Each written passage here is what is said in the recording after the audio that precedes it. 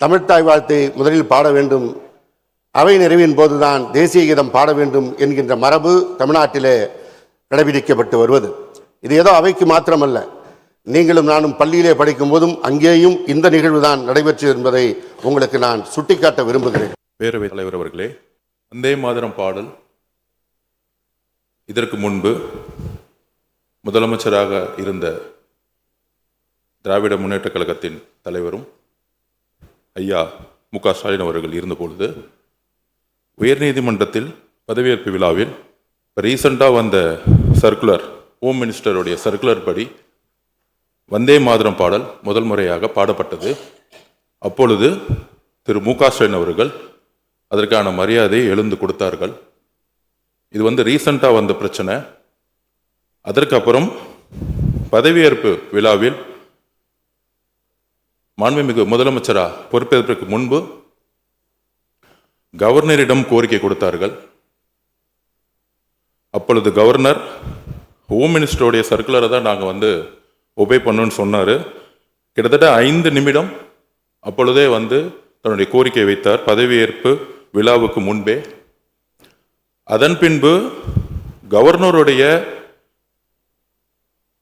அலுவலகத்தில் அடுத்த பதவியேற்பு நடக்கும் பொழுதும் நம்மளுடைய கோரிக்கை முதல்வரும் சரி நாங்களும் சரி வைத்தோம். கவர்னருடைய கண்ட்ரோல் இருக்கக்கூடிய அவருடைய அவையில் பதவியேற்கும் பொழுது மாநில அரசால் எந்த விதமான முயற்சிகளை செய்ய முடியல. ஆனால் அரசு நிகழ்ச்சிகளில் எப்பொழுதும் தாய்மொழியாக இருக்கக்கூடிய தமிழ்த்தாய் வாழ்த்தை பாடினோம். அதே மாதிரி இன்றைக்கு மாண்புமிகு முதலமைச்சர் அவர்கள் முதல் சட்டசபை கூட்டத்தில் பேரவைத் தலைவர் அவர்கள் இங்கு தலைமை இருக்கக்கூடிய அவையில் கவர்னருடைய கோரிக்கைகளை முதலில் வந்தே மாதரம் பாடணும்னு சொல்லும் பொழுதும் சரி, அதில் முதலமைச்சர் உறுதியாக நின்று பேரவைத் தலைவர்களும் உறுதியாக பேசி எங்களுடைய கருத்துக்களை கவர்னரிடம் உறுதியாக கூறி பேரறிஞர் அண்ணா உருவாக்கிய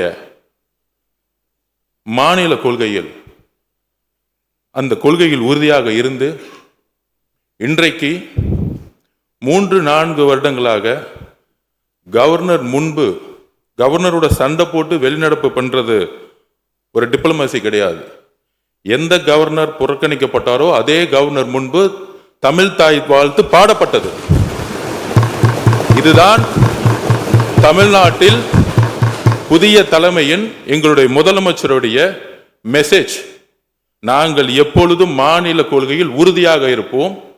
அது கவர்னராக இருந்தாலும் சரி, டெல்லியோட தலைமையிலாக இருந்தாலும் சரி, எங்களுடைய மாநில உரிமையை ஸ்டேட் அட்டானமி சொல்லக்கூடிய அறிஞர் அண்ணாவுடைய கொள்கையில் நாங்கள் எப்பொழுதும் உறுதியாக இருப்போம் என்பதை பதிவு செய்து 4 வருடங்கள் கழித்து முதல் முறையாக அதை நடைமுறைப்படுத்துவது எங்களுடைய மாண்புமிகு முதலமைச்சர் அவர்கள்.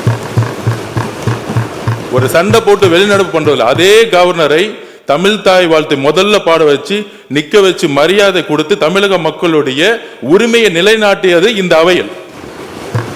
அதனால இதை திராவிட முன்னேற்ற கழகத்துடைய தோழர்கள், உங்களுடைய கொள்கையும் எங்களுடைய கொள்கையும் அண்ணாவுடைய கொள்கையும் தான். இதில் எந்த விதமான கருத்து வேறுபாடும் கிடையாது.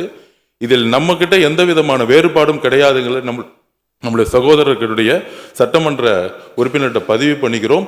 அதில் நாங்கள் எப்பொழுதும் எங்கள் உயிரை விட உறுதியாக நாங்கள் இருப்போங்கிறதை பதிவு பண்ணிக்கிறோம்.